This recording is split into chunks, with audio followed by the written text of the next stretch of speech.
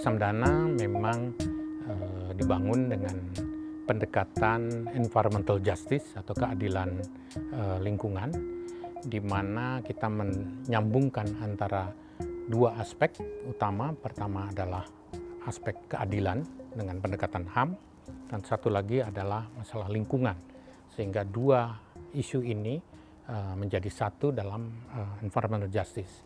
Samdana kebetulan tahun ini berulang tahun ke-20, dan kesempatan yang baik Tenure Conference 2023 ini juga kami gunakan dalam momentum merayakan kebersamaan, bekerja sama dengan teman-teman masyarakat sipil dalam memperjuangkan keadilan lingkungan. Dalam keadilan lingkungan ini kami membagi pada beberapa aspek. Pertama adalah kepastian tenure, ini yang menjadi sentral daripada konferensi kita besok. Kemudian aspek gender, keadilan gender, terutama bagi masyarakat yang ada di pedesaan. Kemudian next generation leader, kita berharap bahwa the next generation leader, pemimpin-pemimpin laki perempuan yang tangguh menghadapi permasalahan-permasalahan, termasuk youth di dalamnya atau pemuda di sini, dan juga tidak lain adalah tidak meninggalkan siapapun dengan membawa perspektif masyarakat kelompok difabel, yang ini menjadi bagian daripada gerakan masyarakat sipil saat ini untuk membawa mereka menjadi bagian daripada gerakan kita bersama. Konferensi tenure selalu hadir di masa-masa yang penting. Kita tahu konferensi tenure pertama dilakukan tahun 2007, di mana kita melihat kemajuan tenure melambat, tetapi tetap ada harapan. Kita masyarakat sipil bergabung untuk membuat satu roadmap atau roadmap untuk kepastian tenure-nya, membagi topik-topik dan juga tugas-tugas setelah konferensi siapa melakukan apa. Tetapi ini merupakan satu tradisi lama sebenarnya yang sudah kita jalankan jauh sebelumnya, sebelum reformasi, dan pada saat reformasi dengan mendorong lahirnya TAP MPR 9 2001 tentang reforma agraria dan pengelolaan sumber daya alam, yang sampai saat ini tetap menjadi tonggak bagi kita sama untuk mengukur kemajuan itu.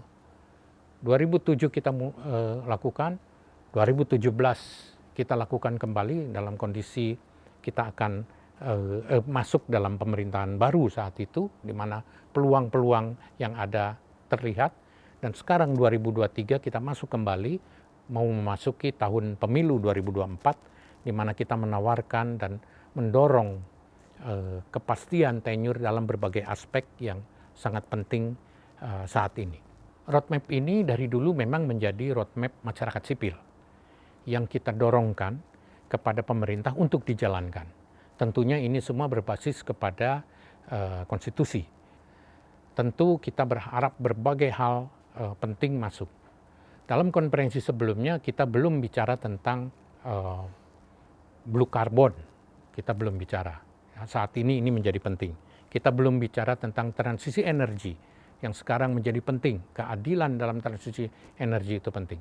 Banyak topik-topik baru yang hadir saat ini yang belum kita bicarakan di tahun 2017, tetapi sudah banyak dijalankan oleh masyarakat sipil melalui organisasi-organisasinya, baik itu organisasi rakyat, organisasi LSM, profesi, juga buruh, yang saat ini kita bersatu untuk mendorong satu roadmap yang lebih jelas untuk topik-topik baru yang kita hadapi. Tentunya berkaitan dengan perubahan iklim. Perubahan iklim kita lihat efeknya semakin jelas dan tegas, dan kita ingin juga respon pemerintah juga pun jelas dan tegas, dan tetap bersama masyarakat untuk mendapatkan keadilan lingkungan ini. Pemerintah yang akan datang itu bukan hanya pemerintah pusat, katakanlah presiden dan juga DPR ke depan. Kita akan masuk pileg, juga pemilihan kepala daerah, eksekutif di daerah maupun legislatif di daerah, yang akan menjalankan ini amanat-amanat yang kita sampaikan di dalam atau kita diskusikan di dalam konferensi ini. Sehingga ini menjadi penting bukan hanya bagi mereka yang akan terpilih, tetapi bagi pemilih untuk memilih siapa yang akan mereka pilih, siapa yang akan menjalankan agenda-agenda rakyat ini untuk menuju keadilan lingkungan itu.